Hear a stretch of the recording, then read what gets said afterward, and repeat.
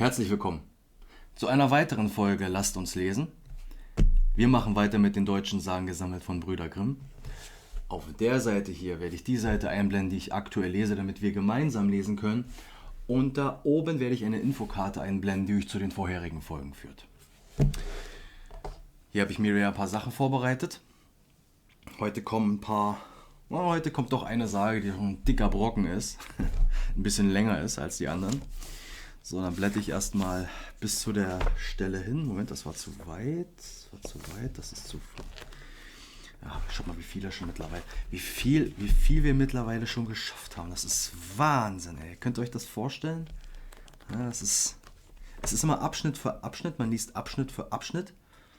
Aber man merkt dann halt endlich mal, wie viel man schon geschafft hat. Das ist irre. Ist einfach irre. Und ich bin zu weit. So, hier war's. Das letzte hatten wir Auswanderung der Schweizer.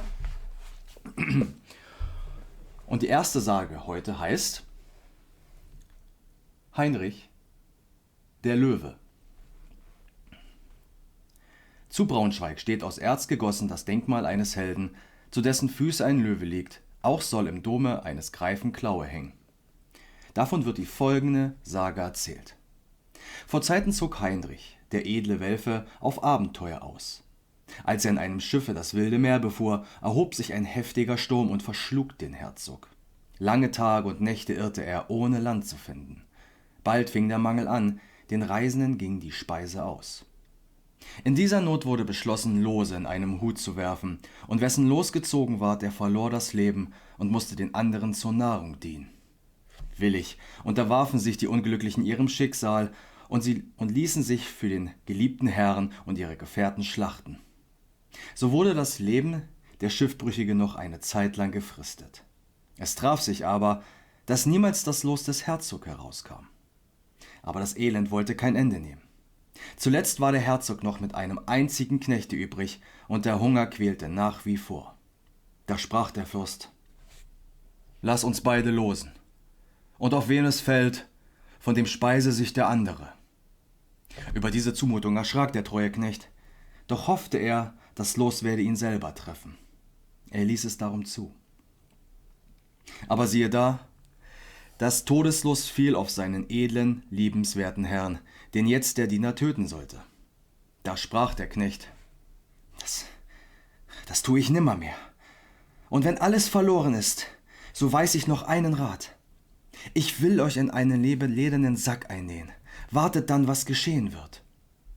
Der Herzog willigte ein, und der Knecht nahm nun eine Ochsenhaut, wickelte den Herzog hinein und nähte sie zusammen. Doch hatte er ihm sein Schwert hineingesteckt. Nicht lange danach kam der Vogel Greif angeflogen, fasste den ledernen Sack in seinen Klauen und trug ihn durch die Lüfte über das weite Meer bis in sein Nest. Als der Vogel dieses bewerkstelligt hatte, sann er auf einen neuen Fang, ließ den Sack liegen und flog davon. Mittlerweile fasste Herzog Heinrich das Schwert und zerschnitt die Nähte des Sackes. Als die jungen Greifen den lebenden Menschen erblickten, fielen sie gierig und mit Geschrei über ihn her. Der Held wehrte sich aber tapfer und schlug sie sämtlich zu Tode. Als er sich aus dieser Not befreit sah, schnitt er einen Greifenklaue ab, um sie als Andenken mitzunehmen, und stieg dann aus dem Neste den hohen Baum hernieder. Er befand sich nun in einem weiten wilden Walde und in einem unbekannten Lande. In diesem Walde ging der Herzog eine gute Weile fort. Da sah er einen fürchterlichen Windwurm mit einem Löwen streiten. Der Löwe war in der größten Gefahr zu unterliegen. Weil nun der Löwe insgeheim für ein edles und treues Tier gehalten wird, der Lindwurm aber für ein böses, giftiges, so säumte der Herzog nicht, sondern sprang kühn dem Löwen mit seiner Hilfe bei und tötete den Wurm. Hierauf nahte sich der Löwe, legte sich zu den Herzogs Füßen auf den Boden und verließ ihn nicht mehr seit dieser Stunde, versorgte ihn auch von da ab mit gefangenen Wilde, so daß der Herzog keine Not litt. Endlich aber sehnte er sich wieder nach Gesellschaft von Menschen, flocht sich darum aus Reisig und Holz ein Boot und bestieg es, als der Löwe wieder auf die Jagd gegangen war. Das Tier kehrte zurück, fand den Herrn nicht und kam an das Gestade. Da erblickte er seinen Herrn von Weitem, der in dem Fahrzeug auf den Wellen schaukelte. Ohne Zögern sprang das treue Tier in die Flut und schwamm so lange, bis er den Herrn erreichte, der, gerührt von solcher Anhänglichkeit, sich vornahm, das treue Tier nicht wieder im Stich zu lassen. Der Herzog wurde nun wieder in das Meer hineingetrieben, litt großen Mangel und klagte Gott seine bittere Not. Da soll ihm der Teufel erschienen sein und ihm gesagt haben: Herzog, du schwebst hier in Angst und Not auf dem wüsten Meere, und daheim in Braunschweig ist nichts als Freude und Gelage. Deine Gattin wird einen anderen vermählt, und du kannst nichts daran ändern. Darfst auch wegen nicht murren oder ihr Gram sein, denn sie glaubt dich für tot, weil die 7 Jahre um sind, in denen sie auf deine Rückkehr warten sollte. Traurig versetzte Heinrich: Das mag wahr sein. Ich will Gott bitten, dass er alles zum Guten wende. Du redest viel von Gott, erwiderte der Versucher. Der hilft dir aber nicht aus diesen Wasserwogen. Ich aber will dich noch heute zu deiner Gemahlin führen, wenn du mein sein willst. Diesen Vorschlag verwarf der Herzog mit Entschiedenheit. Als der Böse seinen festen Willen sah, machte er ihm ein anderes Anerbieten. Ich will dich auf den Giersberg von Braunschweig tragen und hinlegen. Da musst du mich wieder erwarten. Finde ich dich schlafend, so gehörst du mir. Der Herzog, der von heißer Sehnsucht nach seiner Gemahlin und seinem Lande gequält wurde und zu dem er in so großer Not war, ging darauf ein und hoffte auf des Himmels Beistand. Alsbald ergriff ihn der Teufel, führte ihn schnell durch die Lüfte bis vor Braunschweig, legte ihn auf den Giersberg nieder und sagte zu ihm: Nun wache, bis ich wiederkomme. Er musste nämlich noch das treue Tier holen, das hatte sich Herrn Heinrich ausgedungen. Der aber ward durch die blitzschnelle Luftreise aufs Höchste ermüdet. Er kämpfte wie ein Held gegen den Schlaf, aber vergeblich, die Augen fielen ihm zu gegen seinen Willen. Nun kam der Teufel mit dem Löwen an und freute sich nicht wenig über seine sichere Beute. Der Löwe aber erblickte den schlafenden Herrn auch, glaubte, er wäre tot und brüllte laut vor Angst. Davon erwachte Herr Heinrich, und der Teufel hatte sein Spiel verloren. Aus Wut warf er den Löwen hoch aus der Luft zu Boden, dass ihm die Knochen krachten.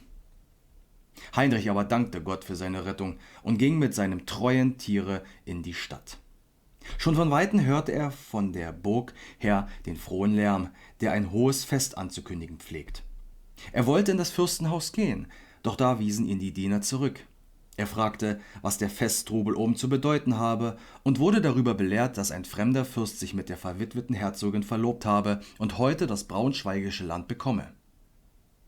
So bitte ich, sagte der Herzog, die Braut um einen Trunk Wein. Mein Herz ist mir ganz matt. Da lief einer von den Leuten hinauf zu der Fürstin und teilte ihr mit, dass unten ein fremder Gast, der das befehlend verstehe und dem mit einem Löwe folge, um einen Trunk Wein bitten lasse. Die Herzogin wunderte sich über dieses Verlangen, gewährte aber die Bitte, füllte einen Becher mit Wein und sandte ihm den vermeintlichen Pilgrim. Dieser trank ihn aus, beantwortete die neugierigen Fragen des Dieners nicht, sondern nahm seinen goldenen Ring, legte ihn in den Becher und befahl, diesen der Herzogin zurückzubringen. Die Herzogin erschrak, als sie den Ring erblickte, in den des Herzogs Wappen und Namen geschnitten war, und ließ den Fremden vor sich führen. Dann fragte sie ihn, woher er diesen Ring habe und weshalb er ihn in das Glas gelegt. Darauf antwortete er: Von euch und keiner anderen habe ich ihn bekommen, vor mehr als 7 Jahren. Und euch gebe ich ihn schicklich zurück. Vor freudigem Schreck wäre die edle Fürstin beinahe zu Boden gefallen, denn sie erkannte an der Stimme ihren totgeglaubten Gemahl, reichte ihm beglückt ihre weiße Hand und hieß ihn willkommen. Da erschallte Burg und Stadt von lautem Freudenschrei und hellem Jauchzen, denn jedermann freute sich, dass der edle Held zurückgekehrt war. Heinrich setzte sich mit seiner Gemahlin zu Tische, dem Bräutigam aber ward ein schönes Fräulein aus Franken angetraut. Heinrich regierte danach noch viele Jahre sein Land, und als er im hohen Alter starb, legte sich der Löwe auf sein Grab, wich nicht davon und starb gleichfalls. Das Tier liegt auf dem Berg begraben, das Tier liegt auf der Burg begraben, und seine Treue zu Ehren wurde ihm eine Säule errichtet. Wunderbare Sage, oder? Und endlich mal auch richtig viel Fleisch dran gewesen. Nun, ich habe da wieder was vorbereitet. Naja, aufgrund, dass der Heinrich, der Löwe, so ein Schwergewicht ist, bekomme ich ihn hier in 5 Minuten Beitrag nicht unter. Der Mann hat so viel Game of Thrones betrieben, erfolgreich, das ist nicht mehr feierlich. Naja, wie dem auch sei. Statt Heinrich erzähle ich euch lieber etwas von Braunschweiger Löwen. Erstmal die groben Daten. Ja. Die Statue, der Braunschweiger Löwe, wurde in der zweiten Hälfte des 12. Jahrhunderts aufgestellt. Wiegt 880 Kilogramm, ist 1,78 Meter hoch und 2,79 Meter lang. Und die maximale Wandstärke beträgt etwa 12 Millimeter. Der Künstler ist leider unbekannt. Schade eigentlich. Man geht aber davon aus, dass er entweder ein erfahrener Goldschmied oder ein erfahrener Glockengießer war. Wer er auch war, das Vorbild oder auch die Inspiration für den Löwen war einmal die kapitolinische Wölfin oder auf Lateinisch Lupa Capitolina. Das ist eine lebensgroße Bronzefigur einer Wölfin, die in einer mystischen Sage Romulus und Remus, die Gründer der Stadt Rom, säumt. Und der Markuslöwe, ein geflügelter Löwe, deren Abbildung des Evangelisten Markus sein Attribut ist. Was ist ein Attribut? Ein Attribut soll es erlauben, ein Bildnis oder eine Statue eines Heiligen zu identifizieren, ohne dass dessen Name explizit daneben stehen muss. Oder kurz gesagt, es ist ein Markenzeichen. Die Wolfsstatue steht in Rom und der geflügelte Löwe in Venedig. Tja, im Laufe der Zeit wurde der Löwe mehrfach repariert bzw. restauriert. Doch was bedeutet restaurieren und reparieren? Nun, nach meinem Verständnis ist reparieren das Ausbessern von Schäden und dient mehr als grober Oberbegriff. Das genaue Ziel und mit welchen Mitteln wird da nicht näher beschrieben. Eine Restauration hingegen bedeutet, ein Objekt wieder in seinen Ursprungszustand zu bringen. Und dabei werden dieselben Materialien und oder Farben verwendet. Ja, man will ja originalgetreu bleiben. Ja? Nun, verdeutlichen will ich das mit einem berühmten Mann. Ich sag mal so, dieser werte Herr hat mir in vielen Unterrichtsstunden, warum auch immer die Lehrer Haufen Filme von ihm hatten, ich weiß es nicht, aber er hat mich durch viele langweilige Stunden Unterricht gebracht in der Schule. Das zeige ich einmal hier.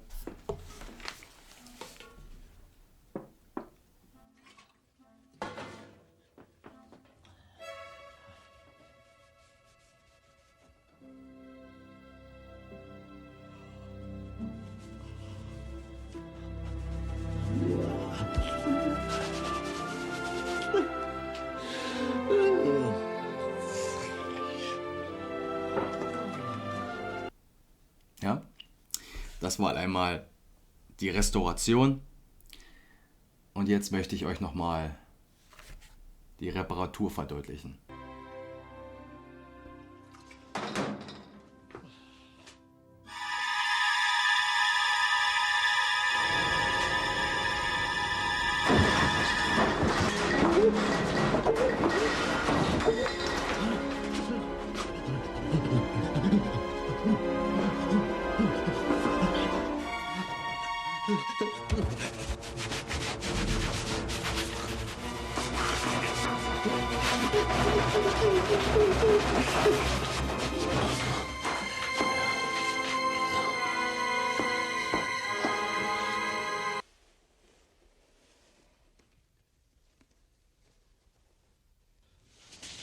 Oh, Jesus! Oh, God! Oh, oh, Jesus, God! Oh, Mary!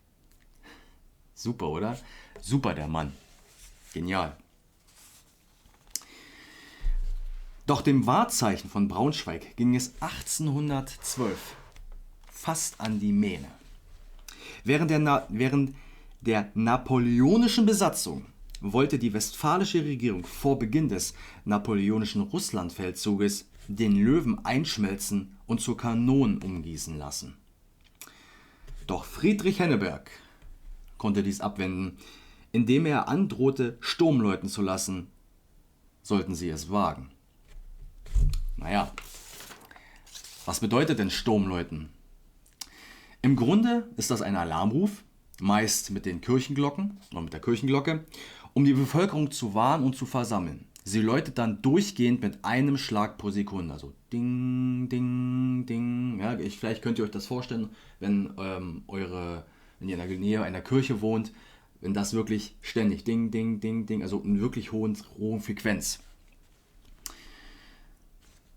Ihr könnt euch sicher vorstellen, was passiert wäre, wenn das Volk Bescheid bekommen hätte, dass gleich ihr Wahrzeichen vernichtet wird für einen Krieg, den sie gar nicht führen. Ja? Stellt euch sowas mal heute vor. Naja, wie dem auch sei. Wo wir gerade bei Besatzung sind. Davor und im Zweiten Weltkrieg selbst war Braunschweig ein wichtiger Standort in Sachen Forschung und Rüstung gewesen. Ein Beschuss der Alliierten war also nur eine Frage der Zeit, was im August 1940 danach auch passierte.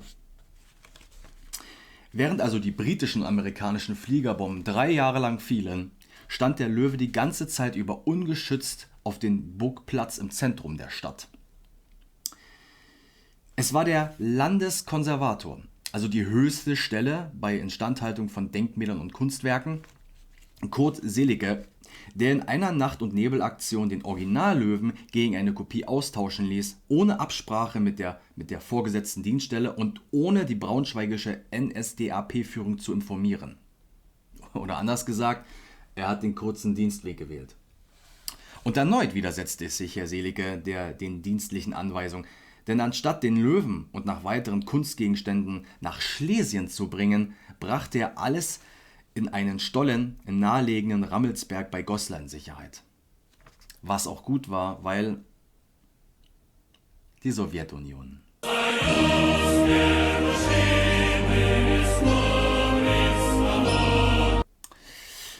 Anfänglich war der Löwe noch in einer recht zugänglichen Stelle im Stollen, wurde dann aber gegen Kriegsende in einen abgelegenen Teil des Bergwerks gebracht und dort eingemauert. Am 23. Oktober 1945 war der Löwe endlich wieder in Braunschweig. Ja, lange Krieg war ein knappes Jahr vorbei und kam nach einer erneuten Restaurierung ein Jahr später wieder auf den Burgplatz, wo er gegen die Kopie wieder ausgetauscht wurde. Da stand er dann fast 35 Jahre lang. Im Zuge der zunehmenden Luftverschmutzung aber wurde der über 800 Jahre alte Löwe doch wieder nach drinnen geholt und gegen eine weitere Kopie ausgetauscht, die bis heute dort steht. Und das Original dagegen steht, sicher vor allen Umwelteinflüssen und roter Farbe, ganz in der Nähe in der Burg Dankwarderode. Im Übrigen, die alte Kopie, die davor stand, also die Kopie, die der Herr Seelicke austauschen ließ, wurde natürlich nicht entsorgt, sondern bis Anfang der 90er stand diese neben der Aegidienkirche und wurde dann bis Mai 2014 im Braunschweigischen Landmuseum aufgestellt. Da kann man mal sehen, dass selbst so eine Statue eine eigene Geschichte hat. Aber 800 Jahre, ne? Nicht schlecht, nicht schlecht. Lange durchgehalten. Ja, ihr könnt ja gerne mal nach Braunschweig fahren und könnt euch diese Statue mal anschauen. Ist schon ein Blick wert. Gut. Machen wir mal weiter mit der nächsten Sage. So. Die nächste Sage heißt Ursprung der Zähringer. Die Zähringer sind von alten Zeiten Köhler gewesen und haben in den Wäldern hinter dem Schlosse gewohnt, wo sie Kohlen brannten. Nun begab es sich, dass ein Köhler seine Meiler mit Grund und Boden deckte.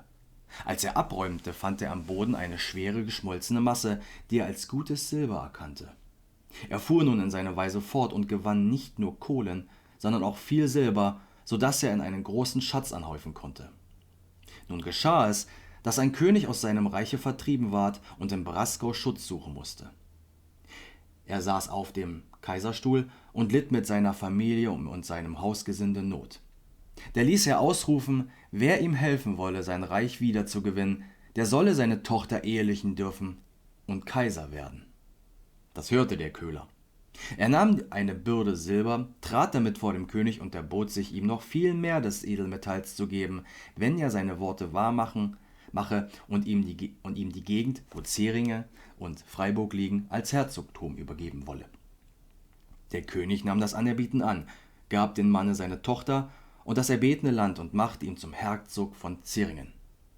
Der neue Herr baute die Burg, nach der er sich nannte, und noch andere Schlösser und Städte. Baute auch die beiden Klöster St. Ruprecht und St. Peter in Schwarzwalde und wurde der Ahnherr des erlauchten Geschlechtes. Hier gibt es nochmal was Kleingedruckten, nicht, dass ich es wieder vergesse oder unterschlage. Das Geschlecht der Zähringer hatte seit dem 10. Jahrhundert das Grafenamt im Breisgau inne und gründete im Jahr 999 Billingen. Die Zähringer sind auch so eine eigene Geschichte für sich. Das würde auch hier komplett den Rahmen sprengen.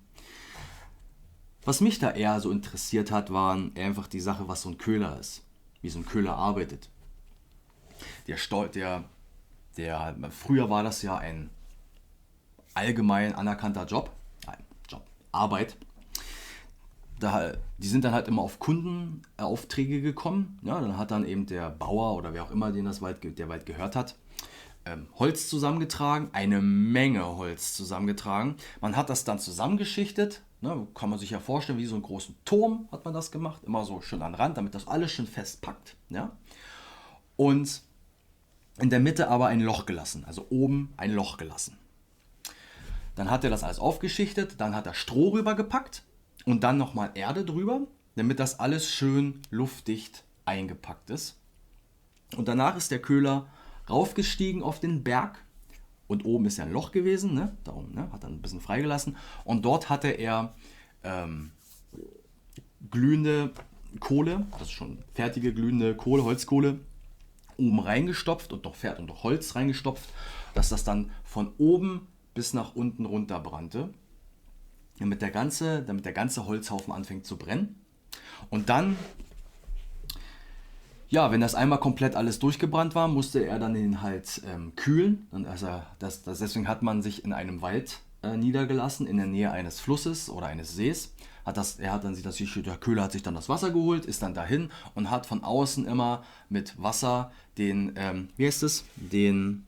Meiler nennt man das, diese großen Türme nennt man Meiler, diese großen Haufen, und hat den mit Wasser begossen, damit die Temperatur drinne sinkt, damit das Holz nicht verbrennt, sondern eben zur Kohle wird, zur Holzkohle wird. Das ist eine wichtige Nummer, sonst verbrennt ja der ganze Schnickschnack.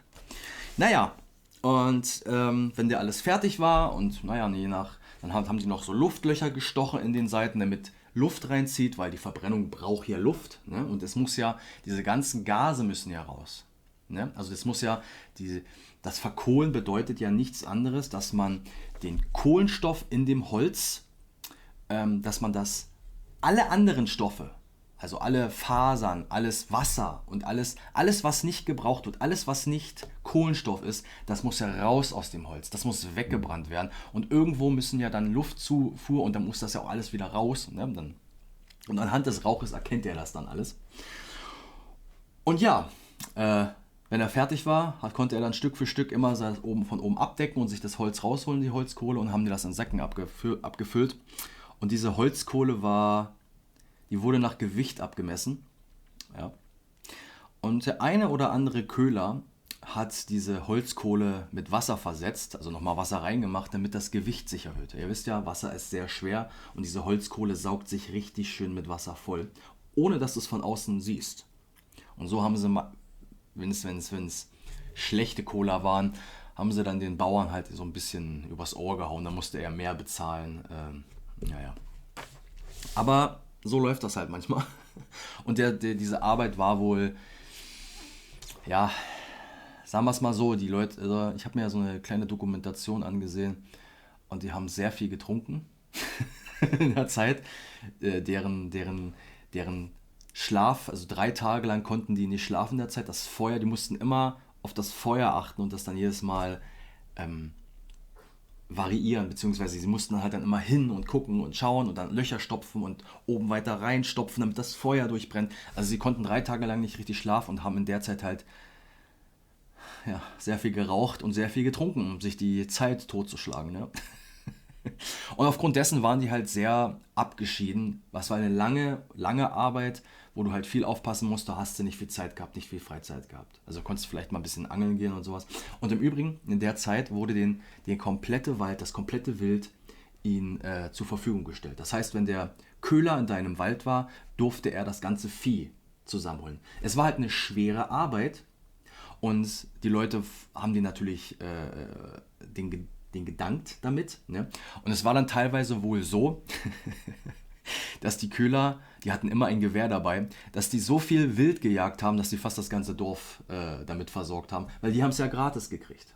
Ja? Beziehungsweise gratis, die haben es halt bekommen dafür, dass sie die Kohlen da halt machen, weil sie halt diesen schweren Job machen, die schwere Arbeit machen. Gut, mach mal weiter mit der nächsten Sage. Die ist auch super. Und kann man sogar halt noch beobachten, aber ich nehme schon wieder zu viel vorweg. Die Sage heißt: Der Rabe auf den Schlosshofe zum Merseburg. Wenn man in den ehrwürdigen Dom zum Merseburg vom Schlosshof aus eintritt, so gelangt man zunächst in eine Kapelle, deren Wände die Bildnisse ehemaliger Bischöfe von Merseburg schmücken. In dieser Kapelle ruht auch Thilo von Trotha. Ein schön in Erz gearbeitetes Kunstwerk erhebt sich über seinen Grab. Der Bischof ruht in Lebensgröße darauf in liegender Stellung, das Haupt, aus dessen Gesichtszüge tiefer Schmerz spricht, auf den Arm stützend. Neben diesem Grabmale befindet sich ein anderes, dessen Stelle eine ebenfalls schön einarbeitete Erztafel bedeckt.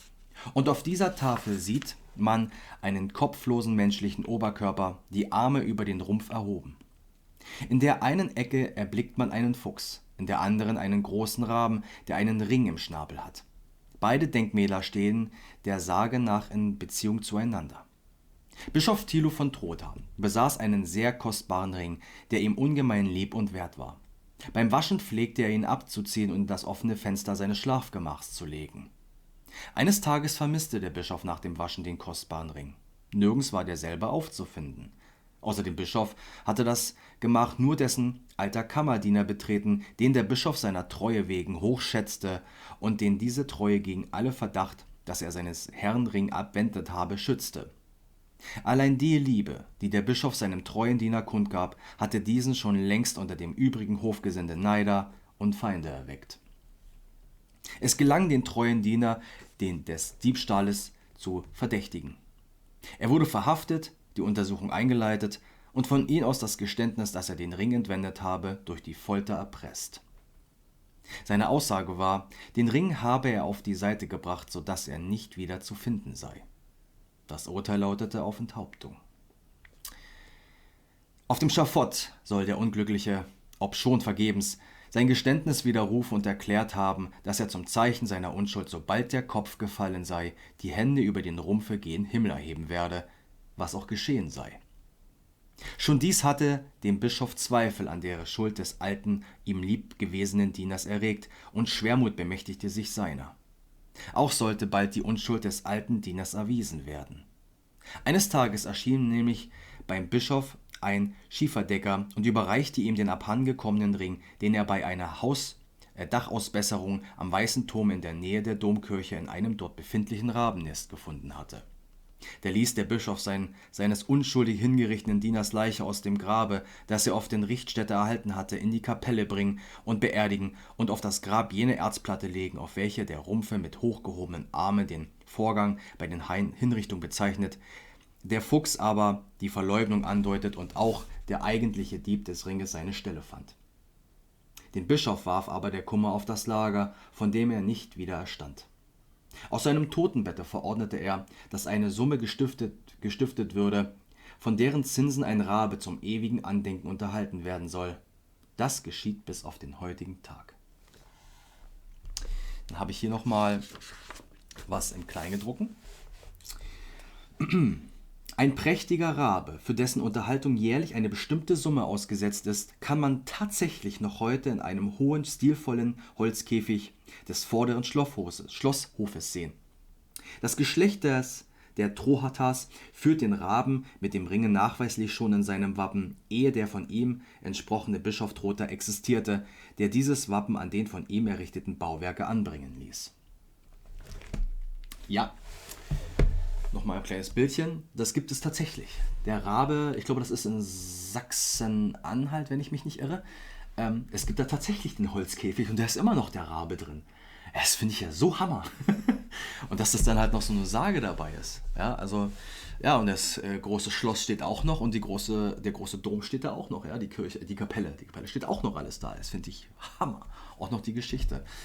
Hier gibt es dann auch noch ich habe das gesehen, ein paar Bilderchen, wo doch der Rabe dann da ist. Oben dann drauf der Rabe mit so einem kleinen Goldring mit drin als Verdeutlichung. Und dann halt eben noch in der Kirche drin auch noch die Tafeln mit dem abgeschlagenen Kopf und wie er dann so da sitzt. Also finde ich ja richtig super. Und ich weiß nicht, Raben, ich kann diese Faszination von Raben total nachvollziehen. Als ich mal nach Hause gegangen bin,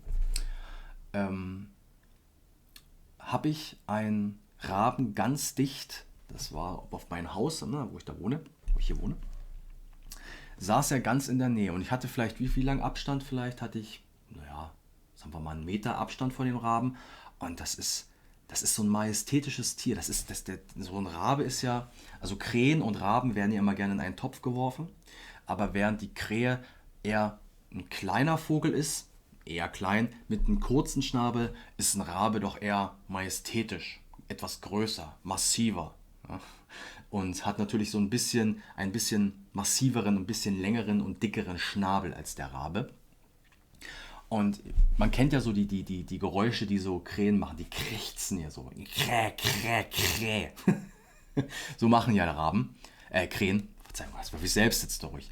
Aber der Rabe, der mir so ein knapper Meter vor mir entfernt war, der hatte so ein, ich kann das gar nicht so richtig, der hat so ein eigenes, so wie so eine Art Knurren oder Schnurren, irgendwie sowas, wie so ein Löwe könnte man das vielleicht beschreiben. So ein seltsames Geräusch gemacht, das so tief aus der Kehle kommt. So ganz seltsam, so richtig so, wo man sich so denkt, so wow. Ich war so fasziniert, ich habe den so angeschaut und der hat halt zurückgestarrt. Ne? Der ist nicht weggeflogen, der hatte keine Angst vor mir gehabt. Da habe ich so einfach nur bestimmt so. Es hat sich sehr viel länger angefühlt, als es wahrscheinlich war. Es waren wahrscheinlich nur so vielleicht 2 Minuten, aber ich habe den so angeschaut und ich habe mir so sehr gewünscht, ich hätte in dem Moment Vogelfutter gehabt oder sowas, dass ich den irgendwie, ja, dass ich Hugin und Munin in irgendeiner Form preissagen kann und sagen, hier, Grüße Udin von mir.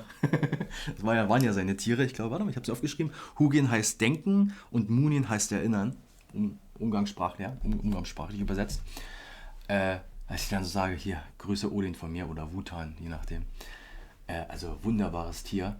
Und tatsächlich sind diese, tut mir leid, das ist jetzt so ein bisschen mich da so reinsteige, aber tatsächlich sind diese Tiere auch sehr, sehr intelligent. Ich glaube, die sind ungefähr auf der Stufe eines Kleinkindes. Die können ja auch tatsächlich die menschliche Stimme nachahmen.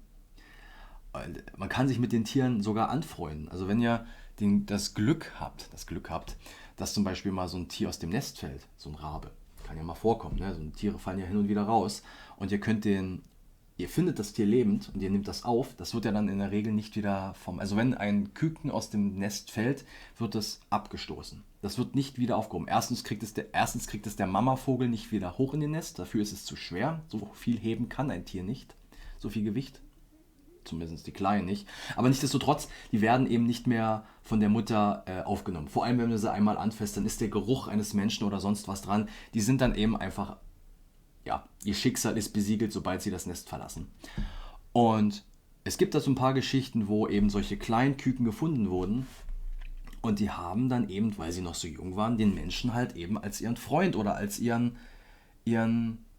Mentor anerkannt. Und die bleiben dann einfach bei dir. Ja? Wie krass ist das denn?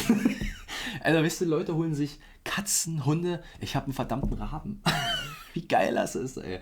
Also, ich hätte gerne einen Raben. Das wäre so ein Tier, wo Den würde ich dann täglich so rausschicken, da kann er dann raus und in der Nacht, wenn er kommt, dann kann er dann wiederkommen und sich dann irgendwie auf meinem Balkon die Tauben fressen. Keine Ahnung, oder die Tauben vertreiben, die Bambuse hinter mir machen. Super. Wie dem auch sei. Ich hoffe, ihr hattet euch gut unterhalten gefühlt. Und dann sehen wir uns das nächste Mal wieder bei. Korrekt, lasst uns lesen. Bis zum nächsten Mal. Macht's gut. Tschüssi.